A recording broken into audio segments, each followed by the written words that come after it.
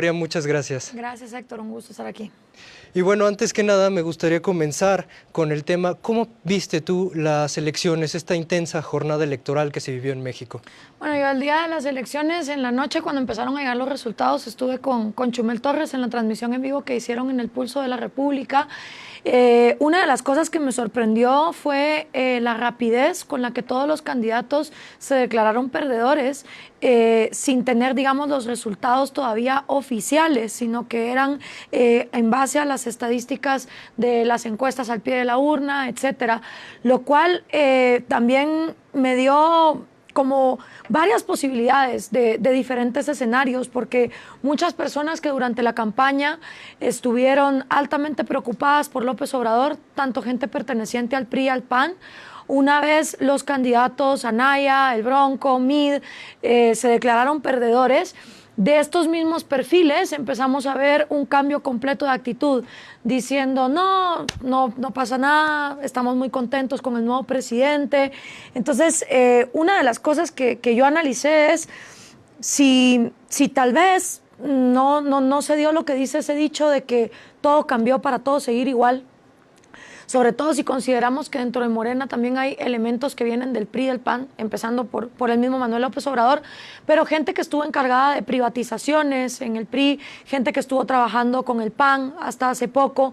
Entonces, puede ser que el descontento que llevó a los mexicanos a un cambio radical luego no vean ese cambio que tanto estaban esperando, porque de hecho una de las cosas que yo percibí es una alta participación en las urnas. Peña Nieto fue electo por nada más 16 mexicanos de cada 100 y esta vez fueron a votar más del 54% de los empadronados. Entonces, quiere decir que hace 6 años para acá sí hubo un despertar en esa apatía. Sin embargo, creo que en general, en lo que yo he hablado con los mexicanos, muchos decían, queremos un cambio. ¿Para dónde? No importa. ¿De qué se trate? Tampoco. Entonces, cuando tú quieres cambiar, pero no sabes a dónde vas, cualquier camino es bueno. Y también en el discurso de López Obrador, tanto como en su libro, hay ofertas para todos, ¿no? Se habla de zonas francas de libre comercio, al mismo tiempo que se habla de controles de precios topes, hay políticas keynesianas, hay políticas que no son keynesianas, hay gente en su equipo de gobierno que es parte de esa mafia del poder que él tanto criticó. Entonces, es muy difícil poder dar un escenario de lo que puede pasar cuando hay tantas posibilidades sobre la mesa, ¿verdad? Vaya, hace tiempo presentaste un libro, El engaño populista, ¿sí?, en el cual tocabas el foro de Sao Paulo. Sí. Precisamente de ese mismo foro mencionaste alguna vez que López Obrador tenía algo que ver, ¿no? Es miembro, sí. Ajá. El PRD también es miembro del Foro de Sao Paulo y Morena es miembro del Foro de Sao Paulo. Básicamente en toda América Latina hay miembros del Foro de Sao Paulo en cada país. Entonces, por ende, me gustaría preguntarte, hoy, ¿cómo ves? ¿Crees que siga todavía con ese discurso populista o crees que exija un cambio o podamos ver la población un cambio? A ver, no ha habido un miembro del Foro de Sao Paulo que al llegar al poder no haya implementado el socialismo del siglo XXI. No lo ha habido. O sea, ni Lula da Silva, ni Dilma Rousseff, ni los Kirchner, ni Bachelet en Chile, ni Mujica en Uruguay, ni Rafael Correa en Ecuador, ni Evo Morales en Bolivia, ni el FMLN en El Salvador, ni Daniel Ortega en Nicaragua y por supuesto los Castro en Cuba. Ningún miembro del Foro de Sao Paulo que ha llegado al poder ha dejado de implementar el socialismo del siglo XXI. No existe. Sería la primera vez en la historia que no lo viésemos pasar. Ahora, hay dos maneras de gobernar en el socialismo del siglo XXI y eso depende de qué tan fuertes son tus instituciones y qué tan despierta esté tu sociedad civil. Porque a Mujica se le ve como el viejito buena onda, el izquierdista cool, y a Bachelet tampoco se le vio como un desastre gobernando Chile, como los desastres que hoy estamos viendo en la dictadura asesina de Daniel Ortega en Nicaragua, ¿no? O las crisis que hay en Venezuela o en Bolivia.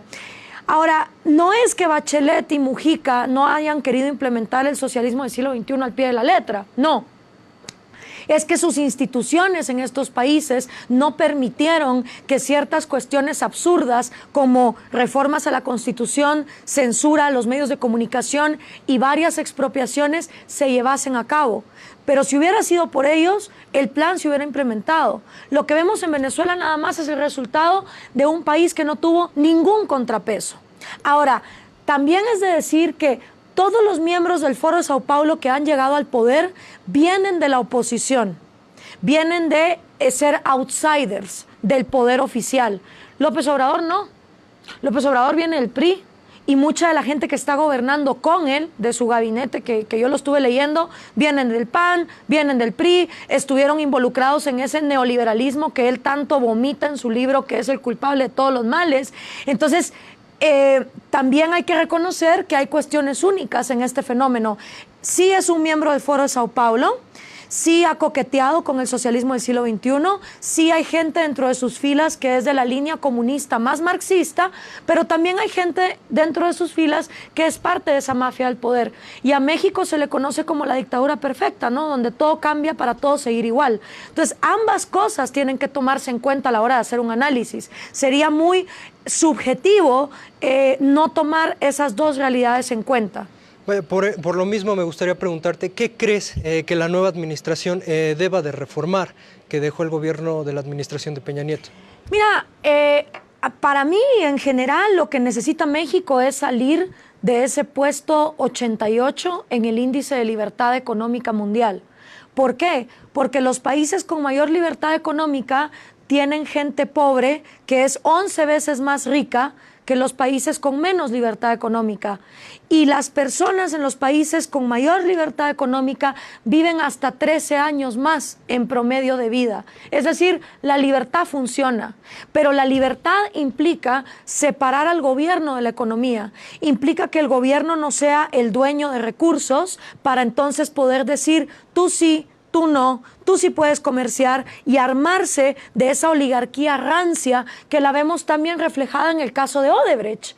O sea, si el socialismo del siglo XXI hubiese sido exitoso con acabar con las mafias del poder, con los cochiñas, con los pelucones, con los escuálidos, con todos estos insultos, ¿no?, que le pusieron a las oligarquías latinoamericanas, pues hoy todos nos estaríamos mudando a Caracas, Venezuela, ¿no? Caracas sería la Nueva York de América Latina, todos estaríamos felices de ir para allá.